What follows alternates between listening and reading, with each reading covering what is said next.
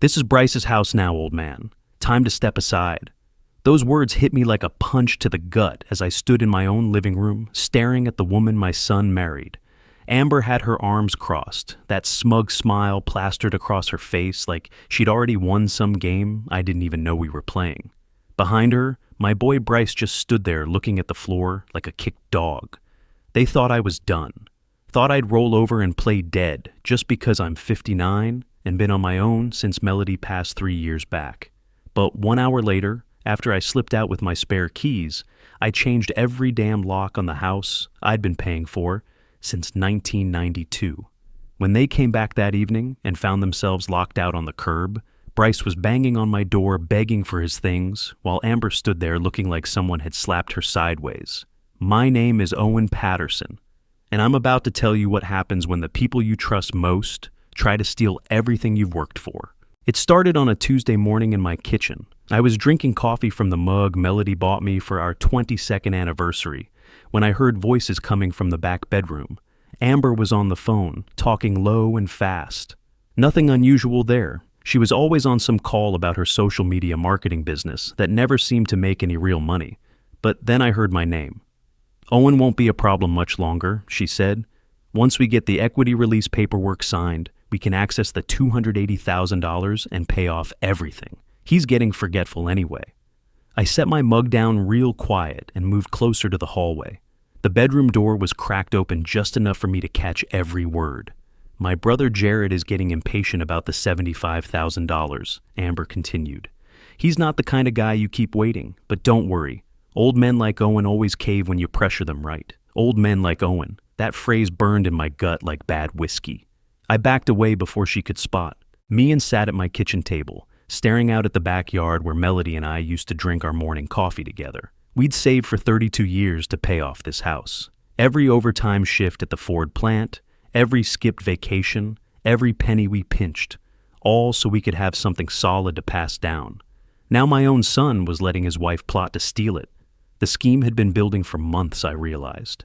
Ever since Bryce lost his warehouse supervisor job last fall and they moved in temporarily, 8 months of Amber slowly taking over. First it was just moving Melody's photos to make room for her decorations, then boxing up Melody's books because they made the room feel dated. Little by little, she was erasing my wife's presence and claiming the space as her own. The real wake-up call came 3 days later when I got home from the hardware store and found Amber sitting at my kitchen table with a man in a cheap suit. Papers were spread out between them like they were conducting business in my own house. "Owen!" Amber jumped up with a bright fake smile. "This is Keith Stevens from Premier Financial Solutions. He's here to help us with some paperwork." Keith stood up and stuck out his hand.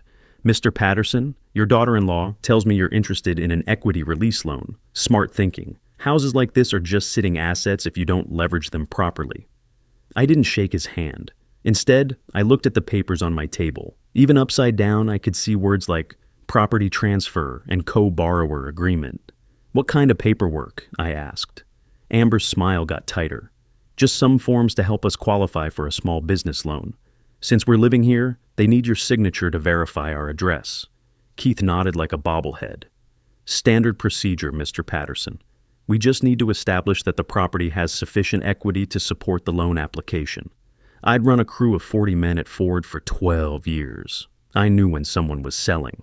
Me a line of crap." "I'll need time to read these," I said, reaching for the papers. Keith's hand shot out to stop me. "Actually, these are preliminary forms. The real documents come later. Today we just need verbal agreement to move forward.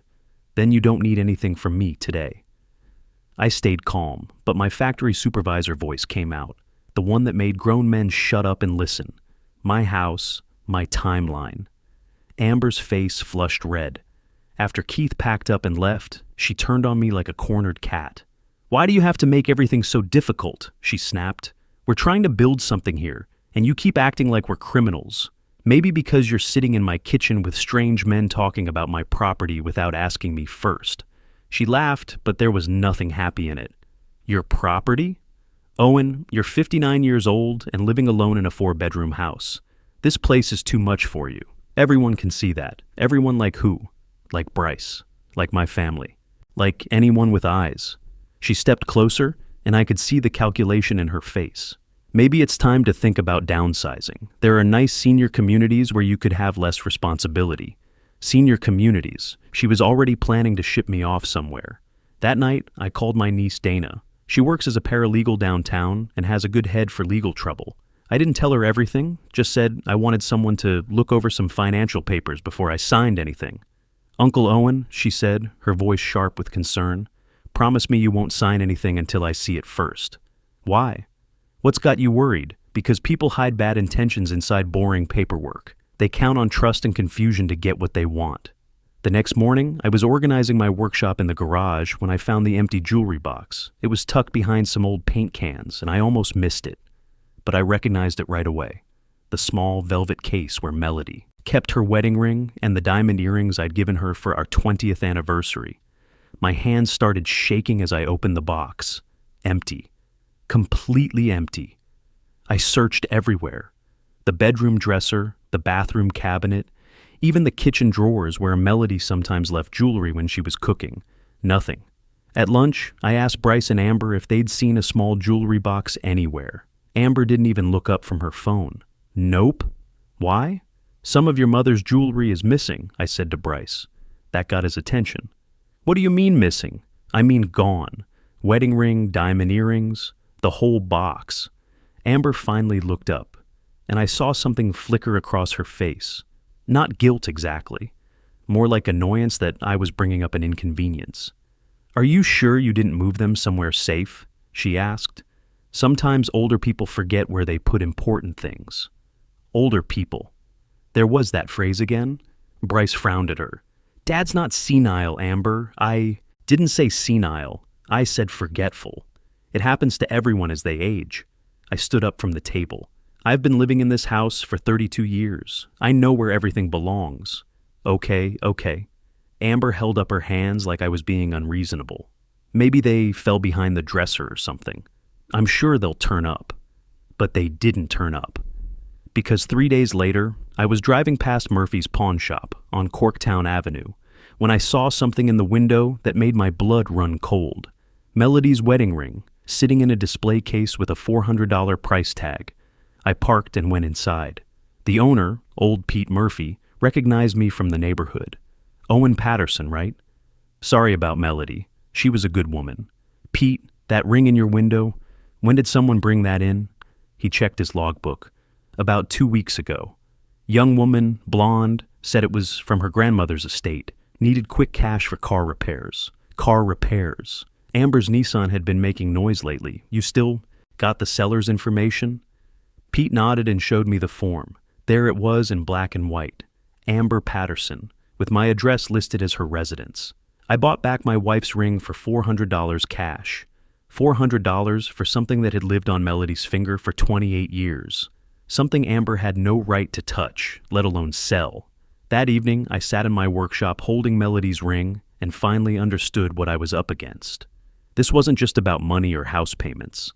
Amber was systematically erasing my wife's memory and claiming ownership of everything we'd built together. The real confrontation came the following Monday. I'd spent the weekend thinking, planning, and making some phone calls. Dana had agreed to review any documents they tried to spring on me. My old friend Casey from church had volunteered to be a witness for anything that needed witnessing. Most importantly, I'd contacted Keith Stevens' company directly and found out he wasn't even a licensed loan officer. I was in the kitchen making lunch when Amber and Bryce came in, carrying a folder thick with papers. "Dad," Bryce said, trying to sound casual, "we need to get that financial paperwork handled today. Keith's waiting for our call." Amber spread the papers across my table. This time, I could see everything clearly. Equity release applications, property co-signer agreements, and financial power of attorney forms. "What exactly am I signing away here?" I asked. "Nothing major," Amber said quickly. "Just allowing us to use the house as collateral for our business loan. You keep full ownership, but we get access to some of the equity to invest in our future." I picked up the power of attorney document and read it carefully. My 12 years supervising union contracts had taught me to spot the dangerous clauses. "This gives you authority to make financial decisions about my property without my consent." Bryce shifted uncomfortably. "Only for business purposes, Dad. And only temporarily." "How temporarily?" Amber's patience was wearing thin. Look, Owen, this is simple. We need $75,000 to clear some debts and invest in my marketing business. The house has $280,000 in equity just sitting there doing nothing. We borrow against it, pay everything off, and everyone wins. What debts? Silence. Long, uncomfortable silence. Finally, Bryce spoke up. Credit cards mostly. And some money I borrowed from Amber's brother Jared. How much money? More silence. All of it, I said. How much do you owe? Amber slammed her hand on the table. That's not your concern. We're handling our finances. It becomes my concern when you want to use my house to handle them. That's when she said it, the words that changed everything between us. This is Bryce's house now, old man. Time to step aside. The kitchen went dead quiet except for the humming of the refrigerator. Bryce looked shocked, like he couldn't believe his wife had just said that out loud. I stood up slowly and looked at both of them. Bryce's house? Amber lifted her chin, defiant. He's your son. He's going to inherit it anyway. Why not let him use it now when he needs it? Because it's not his yet. And after this conversation, it might not ever be. I walked out of the kitchen and straight to my bedroom. I grabbed my keys, my wallet, and the spare house keys from the drawer where I'd kept them since 1992. Then, I put on my coat and walked back through the kitchen. Where are you going? Bryce called after me.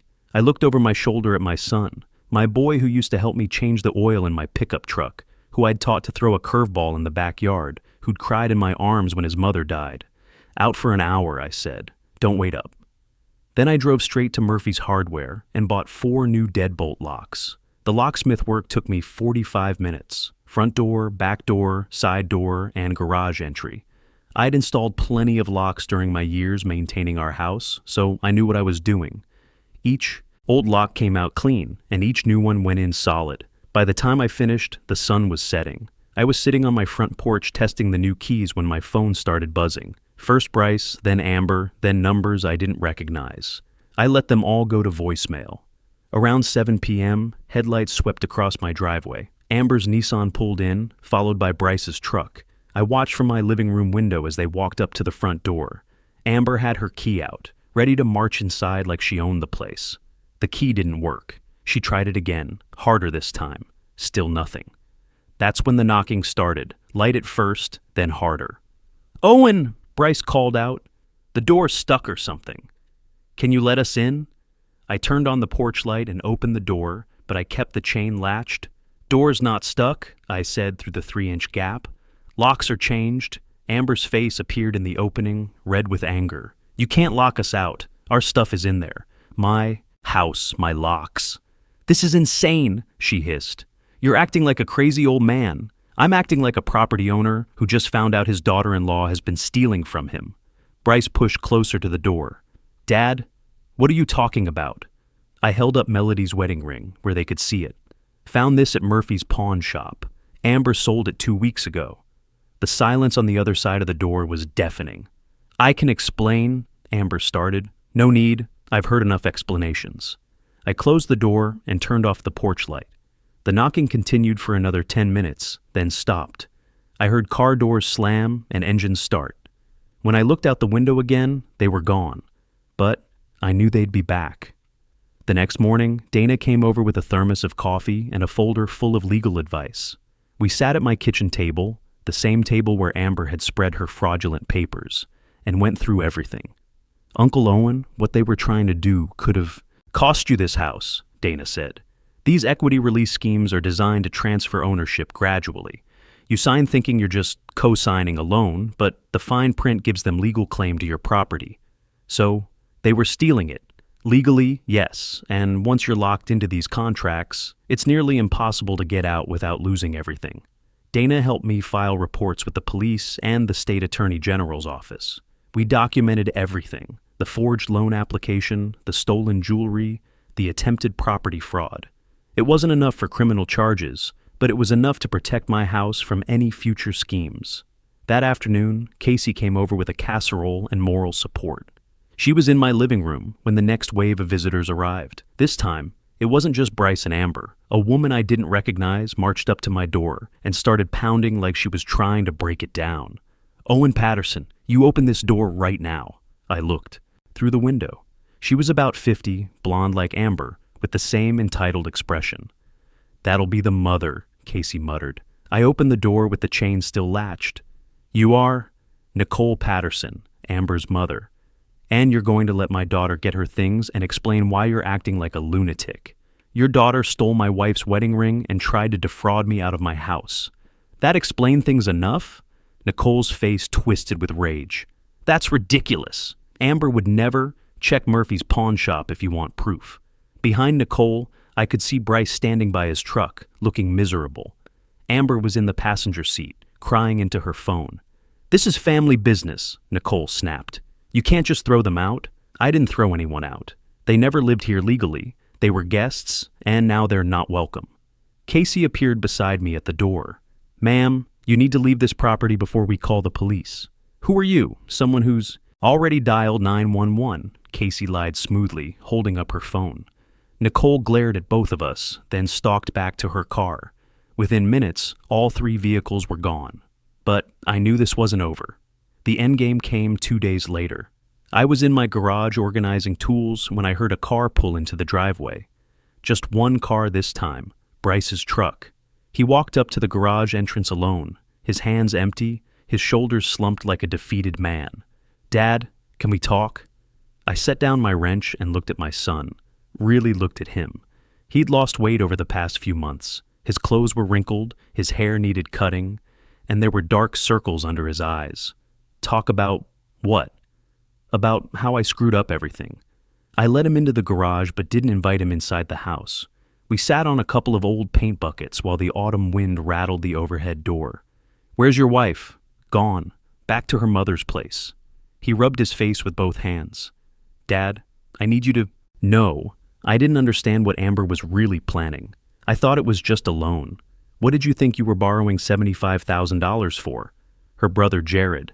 He loaned us money when I lost my job, and the interest kept piling up. Amber said if we didn't pay him back soon, he'd cause problems." "What kind of problems?" Bryce was quiet for a long time. "The kind that involved people getting hurt." That explained the desperation. Amber had gotten them mixed up with loan sharks, and my house was supposed to be their way out. "How much do you actually owe?" "Total? About $75,000. Credit cards, personal loans, and $40,000 to Jared." I whistled low. That was more than Bryce made in a year at the warehouse. "What's your plan now?" "I don't have one. Amber left, Jared's still demanding payment, and I can't afford lawyers or anything else." He looked up at me with eyes that reminded me of the little boy who used to ask me to fix his broken toys. "Dad, I know I don't deserve it, but I need help." "What kind of help?" "Not money. I'm not asking for money, but maybe you could let me stay in the basement for a few weeks while I figure things out." I studied my son's face.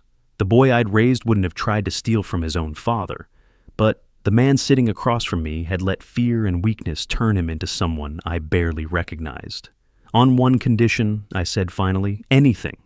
You tell me everything, every debt, every lie, every scheme Amber cooked up, all of it." He nodded. "Okay, and you help me understand how my son could sit at my kitchen table and watch his wife try to steal my house." That broke him. Bryce started crying, deep, ugly sobs that came from somewhere way down inside. "I was scared, Dad. Scared of Jared. Scared of losing Amber. Scared of being broke and worthless. When she said the house could solve everything, I wanted to believe her so bad I didn't ask the right questions. What questions should you have asked? Like, what happens to you if we default on the loan? Like whether you'd end up homeless because of our mistakes." He wiped his nose on his sleeve. I thought you were tough enough to handle anything. I forgot you were my father, not just some obstacle to get around." We sat in silence while the wind picked up outside. Finally, I made my decision. "You can stay in the basement, but we're doing this right. You're going to pay me rent. Not much, but something. You're going to get credit counseling and figure out a real plan for your debts. And you're going to help me understand how to keep something like this from happening again. What about Amber? What about her? Are you going to press charges?" I thought about that. Pressing charges might feel good in the moment, but it wouldn't solve the real problem. The real problem was that my son had lost his way and needed help finding it again. Not if she stays away from my house and my family. But if she comes around here again, trying to pull any more schemes, all bets are off. Bryce nodded. She won't. Her mother's talking about moving them both to Florida. Good. We spent the next hour moving some basic furniture into the basement, an old bed, a dresser, and a small table where Bryce could eat his meals. It wasn't much, but it was clean and warm. That evening we sat at my kitchen table and had dinner together for the first time in months. Just the two of us, like it used to be right after Melody died. "Dad," Bryce said as we were cleaning up the dishes. "Yeah, I'm sorry. About everything. About Mom's ring, about the house, about forgetting who raised me." I looked at my son, really looked at him, and saw something I hadn't seen in a long time. Shame, yes, but also determination. The kind of determination that comes from finally understanding how far you've fallen. "Apologies are a start," I said, "but the real work happens tomorrow." And it did. For the next 6 months, Bryce worked harder than I'd seen him work since he was a teenager. He found a new job as a shift supervisor at a different warehouse, making $52,000 a year. He enrolled in credit counseling classes at the community college. He started paying me $300 a month for rent, which wasn't much, but showed he was serious about standing on his own feet. More importantly, he began the slow process of rebuilding trust between us, not through grand gestures or dramatic promises, but through small, consistent actions, helping with yard work on weekends, cooking dinner when I wasn't feeling well, asking for advice instead of making assumptions. The divorce papers came through in March. Amber didn't contest it, probably because she knew any investigation into her finances would expose more theft and fraud. According to Bryce, she and Nicole had indeed moved to Florida, where they were probably looking for their next mark. Jared turned out to be less of a problem than we'd feared. Once he realized there was no easy money coming from my house, and that Bryce was working with legal aid to negotiate his debts, he backed off. Turns out most bullies fold when their victims stop being scared and start documenting everything. By summer, Bryce had saved enough to move into his own apartment across town, a small one-bedroom place near his work. Nothing fancy, but it was his. The day he moved out, he handed me an envelope. "What's this?" "Partial payment for Mom's ring. I know $400 doesn't cover what it meant to her or to you, but it's a start." I looked at the cash in the envelope, then at my son. "You didn't have to do this." "Yes, I did. That ring wasn't just jewelry. It was her promise to you and yours to her. Amber had no right to sell it, and I had no right to let her." That night, I sat in my living room holding Melody's wedding ring and thinking about the past year. The house was quiet again, but it felt different than when I'd been alone before. Not empty, peaceful, like the chaos had been cleared away, and what remained was solid. A few. Weeks later, Bryce came over for Sunday dinner. He'd been doing that regularly since moving out, but this time he brought someone with him, a woman named Jennifer who worked at his bank, a quiet brunette with kind eyes and a firm handshake. "Dad," Bryce said as we sat down to eat, "I want you to meet someone special." I watched them together during dinner, and I could see the difference. This wasn't desperation or neediness. This was two adults who genuinely enjoyed each other's company. Jennifer asked thoughtful questions about my work at Ford, shared stories about her job, and laughed at Bryce's terrible jokes without it feeling forced. After they left, I called Dana to thank her again for all her help during the crisis. "Uncle Owen," she said, "I'm proud of how you handled everything. A lot of people would have just given in to keep the peace. Peace without respect isn't really peace," I told her. "It's just postponing the real problem." "How's Bryce doing?" "Better. Not perfect, but better. He's learning the difference between being forgiven and earning back trust. And you? How are you doing?" I looked around my kitchen. The same kitchen where Amber had spread her fraudulent papers, where she'd plotted to steal my home. But it felt like mine again. Completely undeniably mine. "I'm doing fine," I said. "For the first time in a long while, I'm doing just fine. The truth is, I learned something important that year. Sometimes the people you love most need you to draw the hardest lines. If I hadn't changed those locks, if I hadn't stood up to Amber's schemes, I might have lost everything. More importantly, Bryce might have lost himself completely. Family isn't about letting people walk all over you. It's about loving them enough to stop them when they're heading down a bad road. And sometimes the best way to save someone is to lock them out until they remember who they really are. My name is Owen Patterson, and that's what happens when you mistake kindness for weakness. But it's also what happens when you fight back smart. fight back legal, and never forget that your home is worth protecting. The strongest foundations aren't built on blind trust. They're built on respect that's earned and boundaries that are honored. Real love sometimes means saying no to the people you care about most, because protecting what matters is how you show them what they're truly worth.